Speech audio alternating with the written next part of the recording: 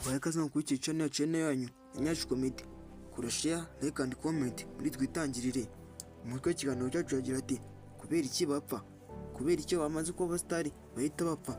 Dore urutonde rw'abasitari bose bamaze kuba mu Rwanda bazamuye mu mbuga nkoranyambaga harimo TikTok, YouTube na WhatsApp bahita bapfa cyangwa se bakita Imana yabahanze. Mu mwaka wa 2024 nibwo hamenyekanye umuhanzi cyangwa se umunyadwenya w'igihangange witwa Tayimbogo cyangwa se Nyiragore Valentine.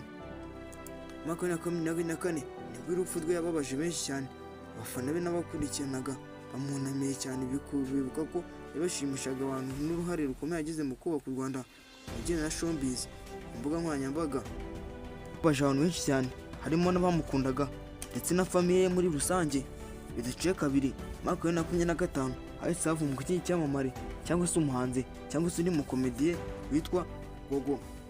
Gogo nawe yaje kwita Imana mu mwaka wa 2025 uri kurangira mu mpera yitaba Imana muri Uganda arazinze indwara y'umutima.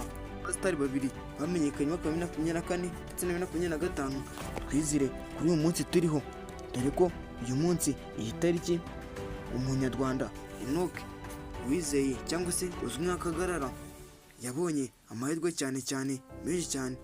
Asundi tutanya twibaza ati Kagarara ninde cyangwa se Enoch ninde? Amazina yizewe ni Uwizeyimana Enoch uzwi nka Kagarara. Yamenyekanye cyane ku mbuga nkoranyambaga kubera amashusho ye n'imvugo ye byakwirakwiye virals cyangwa se ku mbuga nkoranyambaga. Uko yamenyekanye birimo yatangaje ko amamara byinyuze kuri TikTok, Facebook na YouTube. Abantu benshi batangira gusangiza amashusho ye bituma izina rye rimenyekana mu Rwanda no hanze.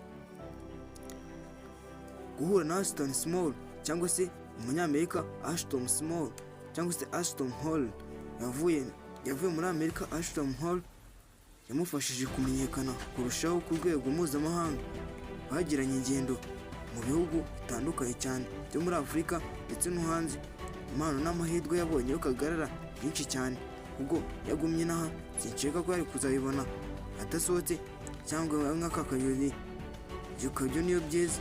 Ashton Hall yamuhaye imodoka ya Kia Sorento yasuye u Rwanda, bahura n'abayobozi ndetse baganira guteza imbere ubukerarugendo.